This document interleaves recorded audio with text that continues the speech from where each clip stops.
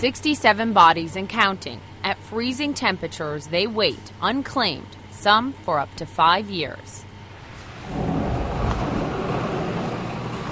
This is a freezer. Chief Investigator Albert Samuels is in his 13th year at Detroit's Wayne County Morgue and says he's never seen anything like it. A record number of unclaimed corpses filling the freezer at 1300 East Warren Street. And I have to believe that it's because of the economic problems that we're having with a lot of them. Some people don't come forward even though they may know the people are here. They don't have the money. Daryl and Cheryl Vickers did come forward, and when we met them at the morgue, they had just identified their late aunt, Nancy Graham.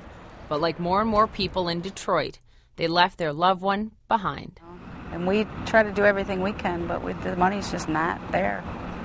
The money would usually be there, but with Detroit's economic struggles, Wayne County's budget for burying the unclaimed dead ran out in June. People can apply to the state for funds, but it can take weeks, sometimes months, for an application to be processed. The Vickers' only immediate option? Come up with nearly $700 for cremation or leave their aunt in the morgue freezer until funds become available. To be pushed to the side and say that, there's no financing or no help available, it breaks your heart to know that you have a loved one sitting there in cold storage and there's nothing you can do for them. Dr. Carl Schmidt, the morgue's chief medical examiner, says although such destitution has become a daily reality, its ramifications speak volumes. One of the ways that we look back historically and look at a culture's evolution is how they dispose of their dead. We see people here that society was not taking care of before they died, and society is having difficulty taking care of them even after they're dead. As for the city of Detroit, the mayor's office says it's not in the financial position to help.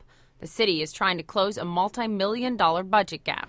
We need to find a way to make the finances available, be it through the stimulus package or what, Here, give us more money to try to spark the economy and sell cars, but we can't take care of our own when it comes to, laying them to rest and letting them, rest in peace.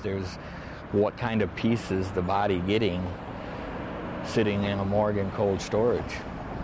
Thankfully, Aunt Nancy will not remain in cold storage. Since we first met the Vickers, they were able to scrape together the $695 to have her cremated. The money came from Social Services, Social Security, and Aunt Nancy's church. But dozens of bodies remain, and these corpses tell a darker story of Detroit than its empty streets and shuttered businesses. There are many people with sad lives, but it is even sadder when, even after you're dead, there is no one to pick you up. In Detroit, Poppy Harlow, CNNMoney.com.